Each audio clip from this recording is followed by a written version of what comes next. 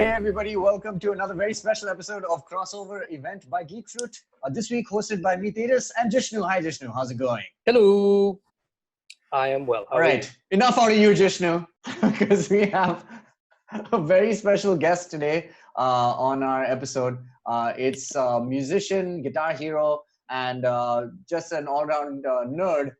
Give it up for Mr. Warren Mendonsa. Thank you so much for joining us, man. How's it going, man? I know all of us have worked together in various capacities in music, but it's nice to have you in nerd format. And I know we both know that you're a nerd. What would you say is your proudest, nerdiest fact about you that probably people don't know? I don't know, man.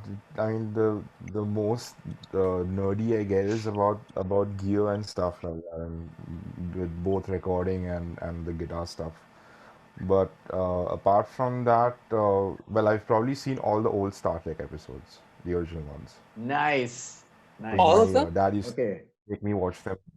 Yeah, pretty much all of them. I downloaded them all at some point. Yeah. Don't ask me to like quote We're stuff talking and all, but about I've seen all of them. like You're talking original, the William Shatner stuff. Yeah, the Shatner one. All right, so Warren, we asked you to be on this episode, and you off the bat, like without actually both you and Sahil Shah have not even had to kind of like think for a moment what you could speak about. You were just like He-Man. Why did you pick He-Man, and what is the fascination with that character? Why I picked it? Because I was wearing a He-Man shirt that day, so I was like, okay, cool, let's do that. Did you grow up with Okay, it, or is cool. it just a byproduct of being a dad? Let me tell you how important it was. It was like the only show I watched on Sunday, because now that I reveal how old I am, there were only two channels, DD1 and DD2, and Sunday mornings DD2 didn't come on till 12 o'clock in the afternoon. So I had to go to church, I had to come back home, eat my breakfast, go to Sunday school, come back from Sunday school and make sure it was on. And I had two younger brothers as well, so they also were massively into it. Did your love for He-Man continue through into like the live action movie with Dolph Lundgren and stuff, or is it just capped I at did the see 80s, that. the original? I did see that on VHS. I saw it on VHS. The one where there's like actual people, right? Yeah. It was a bit of a letdown, to be honest, because like the animated thing was like, you know, the original thing, so it kind of didn't really live up to that. But where it got serious is when they started selling the toys here, right? And along with the toys, you would get a comic free. So then you kind of like get into some deeper, history of Eternia. And then I think my cousin got that The Secret of the Sword, that long one which has both He-Man and She-Ra in it. So did you watch the Yeah. TV show first and then kind of get into the toys, and how did that kind of roll out here? I think I was exposed to the TV show first. I don't know the exact chronology, but I'm guessing that because of the TV show, they realized there was demand, and then the toys came out. Because also the toys, there were no like toy stores and stuff. You could have to go to like the other department store or something, and then there would be a guy who had some of them. And then you would ask him like, but I want Beastman. He's saying Beastman abhi nahi milega, 2 mahine ke baad milega. All that kind of stuff was going on then. So, and Castle Grayskull means forget it. That was like the status symbol, right? In the collecting thing. If you had Castle Grayskull, means you had made it. You know Or you who had did have Castle parents. Grayskull? You know who did have it? Our friend / bass Who had it? player Adil Karwa had it, and he lived in my building. Oh, So really? like I Wow. spent many an hour in his house playing with my He-Man, and I think he had a Man-at-Arms, and he had Castle Grayskull, and we would have been like 6 years old. So Castle Grayskull was like literally half our size. The one thing I can recall before, I was just like watching a few episodes in anticipation of this episode. Man, I'm astounded, and maybe you can comment on this. The sheer reverb on his voice. Oh my god! You had calibrated my ears to the use of reverb. That One of my favorite things about that is just that how, I mean, like even now I'm watching it, it's like, it's because like it's matched up with the self-aware comedy of like contemporary times and memes and stuff like that. the best one is that one which Prince Adam sings "What's Going On" by the Four Non Blondes. Have you seen that one? What? Yeah. No. Yeah, there's I haven't seen that. that's the internet's No. anthem right now. Yeah. And so I wake in the morning and I step outside and I take a deep breath and get real high. And I feel to the top of my lungs, what's going on? That little Skeletor's line where he says, "And I try," and Skeletor goes, "And he tries," in Skeletor's voice. It's amazing. And he prays! Oh my God, I pray! I think Oh, man. Skeletor's voice is Alan Oppenheimer, if I'm not mistaken. And there's Yes. this Yeah, it is, interview yeah. with him, like how he freaks people out by suddenly going into Skeletor's voice in some random country in like South America or something. It's pretty cool. I was doing a little bit of research on the show itself. So apparently it started in like in the early or mid 80s, and it was because Mattel was shopping around, and at the time Star Wars was getting really big, right? I mean, it was at its peak pretty much, and Mattel passed on Star Wars, and then they got He-Man as like some sort of consolation prize. Yeah. No, He-Man they had a good created run for a He-Man while. They to made- battle Star Wars' kind of Exactly. domination of the toy market. Yeah. But it didn't last very long, apparently, because they lost to your Transformers and Ninja Turtles and stuff. So, Warren, did you get into that, or was that now like, getting past your prime?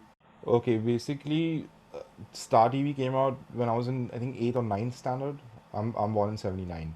So Mhm. Ninja Turtles was post Star TV for me. And by the time Star TV came out, then all the options were available, right? Garfield and whatever, all these kids programs. So then you would. But also along with He-Man at the time, there was another really popular one called Giant Robot. I don't know if now it's called, I think, Johnny Soko and his Flying Robot. So if you haven't checked, but those Oh. two ones were like our main, like, so this guy basically discovers this robot prototype or something, and he accidentally activates it. So now the robot becomes his fan for life, or so it only listens to his voice. So he's got some watch where he communicates with it, and we used to, those thumbs up what do we call billas, those opening of the old glass thumbs up bottles. We would stick two of those and make watches out of that and try to communicate with robots. And one of us had to pretend to be the robot and do all that shit. Oh my Pretty bizarre. God. I mean, all those Wow, I've not even heard of it's this. like It sounds like classic anime. it's all dubbed Japanese stuff, and the villain gang is called the Gargoyle Gang, and some Emperor no, I haven't Guillotine or seen this. something like that. But the thing is, we didn't have any options, right? It was just given to us. Like, you either watch or you watch like Chargit or something. Yeah. To that end, Warren, I want to ask you a very important question. Everybody has their favorite childhood cartoon theme song. Mm-hmm. What is yours? It has to be the He-Man one, dude. I've heard that Is so it? many times. Yeah. So the follow-up question had is, a when are we getting it- the Blackstrat cover of the He-Man theme song? But take it now if you want to. Let me see if we can. Oh, give go to for you. it. Yes.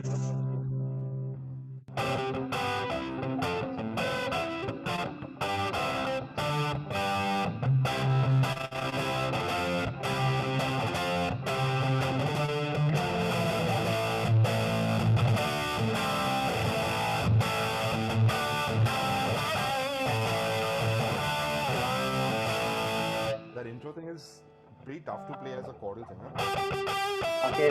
Yes. Something like that. Dude, there's some great versions of this Oh on my YouTube, God. man. Yeah, that sounds fucking epic.